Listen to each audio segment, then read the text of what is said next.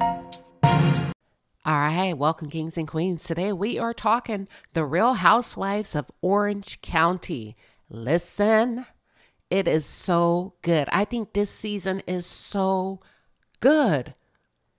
Am I the only person who's really enjoying this season? I love the challenges. I like the different mix of personalities. I like the women that are standing up for themselves. I like the fact that they've decided to team up and go after who for whatever reasons. I don't know. Every time I try to establish myself and pick a side, it changes every week based on the dynamics. But I am loving it.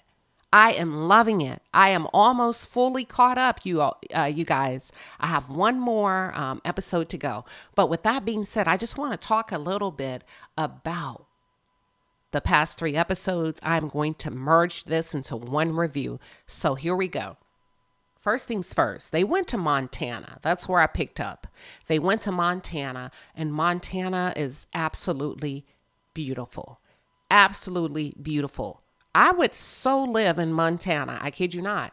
I would move to Montana. But then I got to think and I said, this is beautiful. There's the water, the nature. Oh my God, all of this. That's so good for your mental health, right? Your well-being, your work-life balance. But then it hit me. I was like, wait a minute. Where the black people at? Where are the black folks in Montana? Y'all, now I know this is a silly question, but I didn't see nobody. So my question is, how many black people in Montana? I need to know before I decide to move there. I'm just kidding. So let's move on. One thing I noticed about most of these women that they have in common is they have demonstrated that they manipulate their men. From Heather, Tamra, Gina, especially Gina, the other girl, Jen, Shannon, Emily, maybe not so much because Shane he kind of squares up and he's going to speak his mind regardless. But these women, I was shocked. I was like, they can be very manipulative when it comes to their husbands and boyfriends, especially Gina and Shannon. And I was shocked at how they kind of sit back and manipulate the situation. And most of these men are willing to bend over backwards to please these girls. So all I'm saying is all of these women are not innocent in these situations. But let's talk about it. For those of you who are just tuned in, or if you're new to the channel, welcome to the palace. I am Queen Sheba. I cover a variety of hot topics specific to reality television. But most importantly, I hone in on the psychological and the behavioral traits of the Black experience. Subscribe now. So I'm going to just start and give my review on where I started off. Back to the cabin. After Heather confronted Taylor about looking up her IMNB, IMND, whatever that is, I feel like Tamra set the stage for Taylor to take the rap with Heather. Tamra is a low-down, dirty poodle. And I don't want to say dog, so I'm going to say a low-down, dirty poodle. Tamra is like the evil stepmother, the evil friend, in my opinion. I also feel like Tamra's setting the stage to gear up, to turn on Jen. Now, we know she is, but this is where I picked up, right? And in the cabin, she was gearing up to turn on Jen at this point, which was her so-called friend. I don't think I've ever seen anything like Tamra Judge in reality television when it comes to the Housewives franchise. Tamra is not good for anybody, including herself. I think she is the most insecure housewife we've experienced in the franchise. She's always in attack mode, and she's managed to get away with it. Literally manages to get away with it. Every time they get close to confronting her, they back down. Many of them back down. I couldn't help but to wonder, and I thought to myself, is Tamra a narcissist?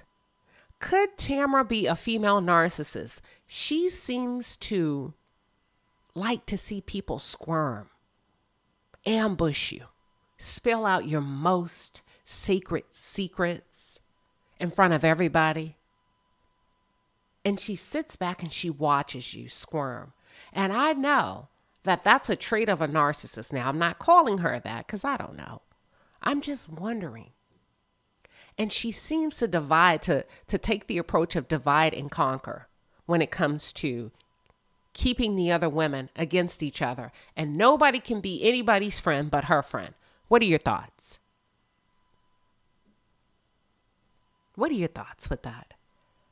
I am not a Tamra fan at all. And sometimes I wonder, does Eddie see what we see? Or is he in a position financially that he has to depend on Tamra? How does that work with her inner circle?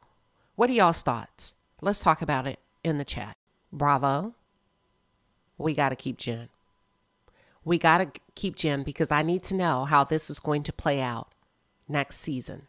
We got to keep Jen as she's gearing up and working out her mental muscles to not let Tamra debo her. Y'all know what I mean from Friday, debo. And I like where Jen is headed by way of sticking up and taking up for herself. But Jen, the next time she throws a napkin in your face, I'm going to need you to turn up.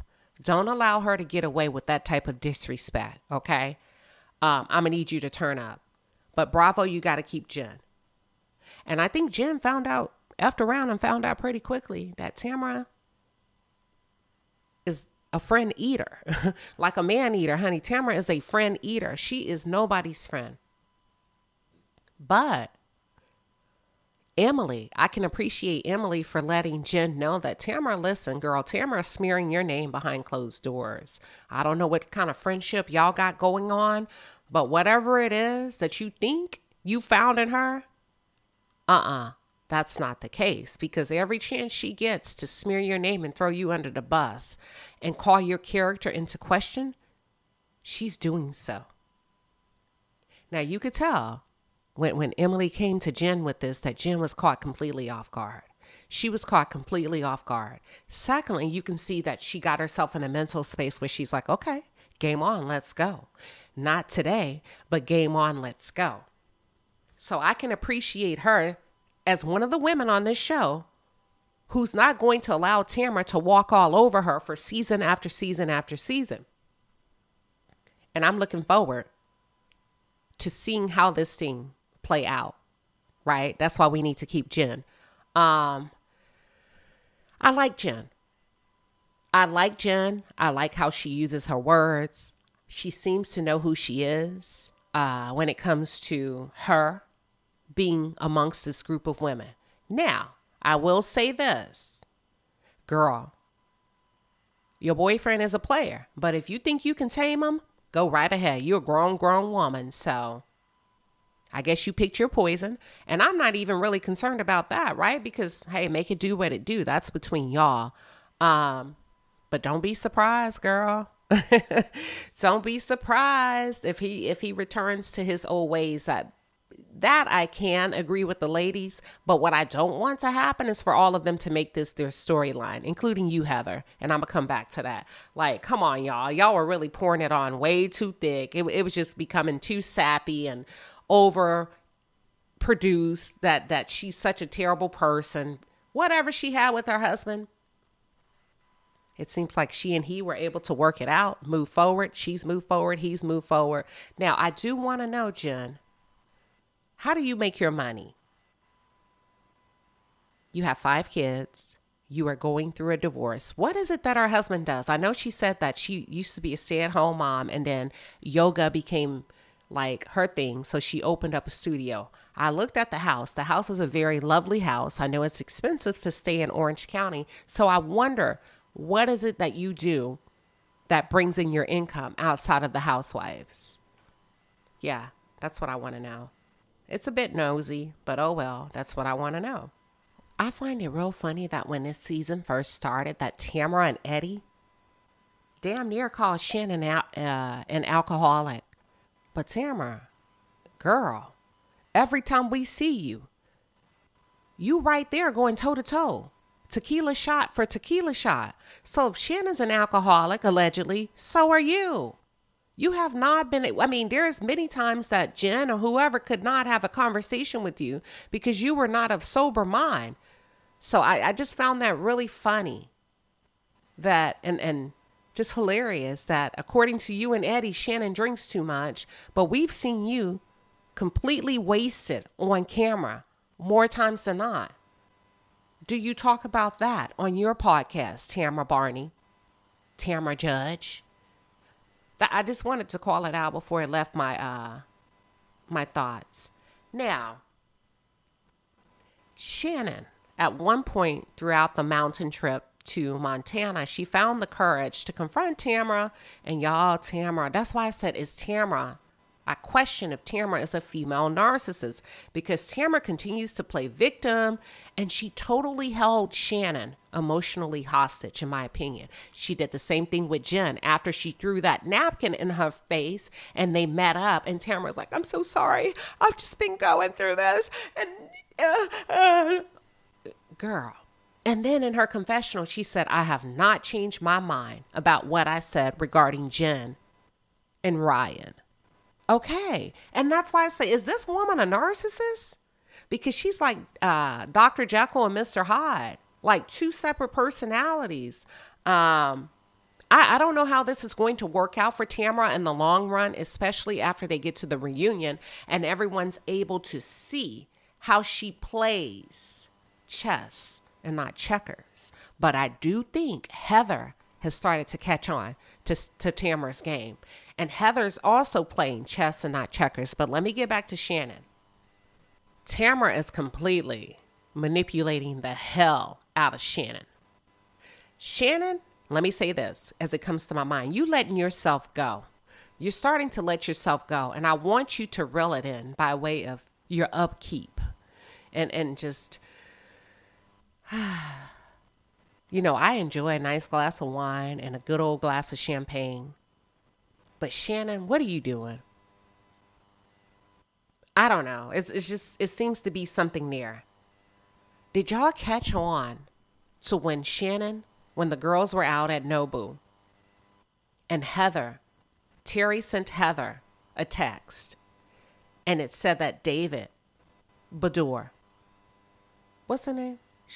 What's her like? Damn, I forgot. Well, Shannon's ex-husband, David, was divorcing that lady. Did y'all see how happy Shannon got? She got so happy. She lit up and she's like, oh my God. And he filed divorce on the day of our anniversary. That may be true, Shannon, but he still don't want you. He still doesn't want you.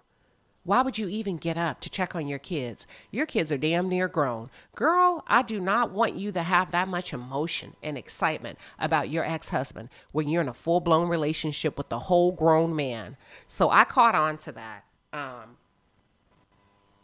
Later on in the trip, I'm kind of bobbing and weaving all over the place. But later on in the trip in Montana, Shannon confronts Heather about the negativity that Heather shared, feeling like a part of the trip that was a low for her was that she, Shannon, and Tamra were in the room. Tamra goes to do Shannon's hair, and Heather felt left out. Heather felt left out, and that made her feel some kind of way, like she was not included. And as a result, it was a low for her on the trip. I have to agree with Tamra and Shannon and everybody else. Girl, stop. Heather, girl, bye. It is not that serious. You are a grown-ass woman. I have to agree with Shannon. How are you going to make my making up with somebody that I have not talked to in 2 years a negative, a low of your trip? So that made a lot of sense to me. I agree with Shannon. But I can't believe Miss Ritzy Poo, Heather Dubrow, is jealous of common folk. What? You want to be next to the common folk, huh? Girl, I would think that you would have a soiree of rich friends that you could pick up the phone and call and say, You know what? While they're in there doing their hair, let me check on my good girlfriend, my rich, good girlfriend. So you mean to tell me, Heather, you and your feelings about this? I'm shocked. I was really shocked that Heather would feel some kind of way. What about y'all? Are you shocked? I didn't think she needed to be included that much like that because she walks around like a boss. Like she got it all together. But I guess, girl. But anywho, Heather, listen very carefully. They are gearing up to come after you. So buckle your seatbelt because they're coming for you. I can appreciate Shannon's alignment with Jen and her not leaving Jen out on Gilligan's Island by herself. I can appreciate Shannon being a girl's girl to say, hey, listen, anytime anybody comes after you in your relationship and they feel ganged up on, of course she's going to feel some kind of way. Y'all are talking about the man that she loves and whether it's right, wrong, or indifferent. The fact is, you shouldn't speak on this. You know what? You can be concerned behind the scenes, but to air somebody's business out like this, yeah. What do you expect? A kumbaya? So I can really appreciate Shannon being there in a very supportive way for Jen. I feel like John and Shannon, and I know they should go ahead and break up and part ways. They should go ahead, break up and part ways because Shannon, he's not emotionally responsible for you. And there was a couple of times throughout the episodes, this man is literally trying to give you feedback and you gave this emotional disposition, nonverbal, of course, nonverbal cues that completely shut him down. Most men can only deal with that so long. And Heather wasn't lying when she said Travis would only be able to deal with Gina's triggers and trauma so long. Y'all, don't nobody want to deal with all that. Don't nobody want to deal with you crying every 5 minutes about your ex. When we're in a full-blown relationship, I'm living with you. I'm spending time with you. I think you love me. I love you. And every 5 minutes you're crying, you're still in love. Shannon's still in love with her ex and Gina's still in love with her ex. Point blank, period. But I do feel like, Shannon, you have manipulated this man. I see you doing some of the same things to John that I've seen you do to David in the past. And that's why I call it holding him emotionally hostage. Shannon, I think you have a lot of insecurities that you need to and should work through so that you can be on your way to have a healthy and a wholesome relationship with yourself. Okay? Now, I feel like the cast is constantly keeping Jen's name in their mouth. They're always talking about her relationship with Ryan, and I feel like they're doing it to take the heat off themselves. A lot of you have enough crap that you could be talking about focusing on your own storyline. Tamra, you and Eddie, obviously something is completely off there because you're always drunk and you're always stirring the pot and starting crap with the other women. Gina, there's definitely something there. I don't think you're happy with Travis. I think you miss Matt. I think you want that good old thing back, okay? Heather, what's going on with you? I think, your kids are leaving. You're about to be an empty nester, and you don't know what to do with yourself. And you're having to rediscover who you are by way of self-esteem, by way of work. Because now you can't justify just sitting at home in a big-ass mansion by yourself doing nothing. And that's not a problem, but I'm saying you could be talking more about that, okay? Emily, I love the fact that Emily and Shane, listen, y'all, their storyline is morphing. They're just being natural. And if Emily plays this right, I can see her rising to the top. I could literally see her rising to the top. Jen, I think you need a different guy. Ryan is just too much. It's too much regarding Ryan. I don't know. So we'll see how that plays out. What else did I have? Let's see. Oh, yeah. I was talking about how they're talking about Jen to take the heat off themselves. Now, Tamra said that Ryan walked into the gym and pointed at her and said, I'm going to F her. Girl, sit down. I don't believe that. I don't believe it. And not because he's not capable of it. He may have said it, but I don't think he said it about you. He's a known player. Tamra, that man don't want you. You're looking for a way to make yourself feel good and sexy. He don't want you. He's with who he's with. And if the truth be told, Jen said that you were joking about how sexy and hot he is. Anyway, let's talk about that. That's why you threw that napkin in her face, right? Because the truth hurts. And when people strike out like that, like Tamra did, there's some truth to that. That's why you hopped your ass up and ran out looking like a high school teenager who's not emotionally equipped to have an adult conversation. So I don't believe that man said that. I don't. Like he said, he said he did date, marry women and did all that and da. But he don't want you. How about that? Plus, it's hearsay. It's hearsay. And your friend did not confirm that on camera when you brought her to Emily's pool party. She did not confirm that on camera. So why would you make that your storyline in a smear campaign of the year when it's he say, she say? However, Tamra's good for throwing rocks and hiding her hands. So I love how Emily put that shit in perspective and was like, it is what it is. And you can bet your bottom dollar that Tamra Judge was being completely messy. But if she can throw you under the bus and escape responsibility, that she will do. So thank you, Emily, for calling a thing and really putting everything into perspective to let the girls know, y'all better stop letting Tamra utilize y'all and making you the scapegoat and the bad guy. Gina, what are you doing? All these emotional outbursts, crying about cheating. Get over it. Yes, it hurts, but get over it. Even your boyfriend, Travis, sometimes is looking at you crazy when you're talking about your trauma and your hurt and your pain. I mean, he's looking at you like, please stop. I feel bad for Travis. I feel bad for Travis because I think Travis is genuinely interested in Gina. Now, Travis may not be as mad.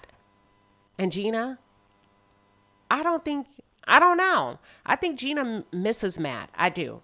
But I don't like the fact that, Gina, you appear to be using your marriage to traumatize everyone else. I think it's a form of manipulation. And I think it's unfair.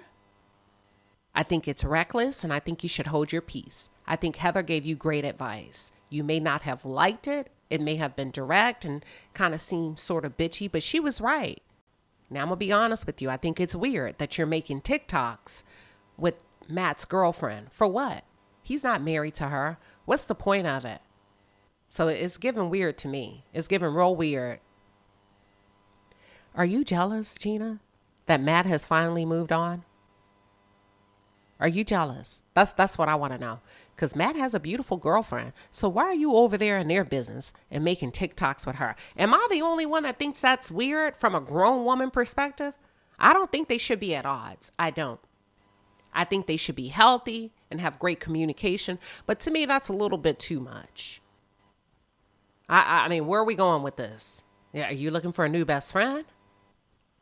Because you can make TikToks with Emily or your other girlfriends. Where are you going with this and why? I don't know, Gina. I got my eye on you. I'm watching you. I love the fact, I like how you stand up for your friends and I like all of that. But you have a way of manipulating things to be in your favor. I think you're a manipulator. If you still love Matt, then say that, Gina. Say that.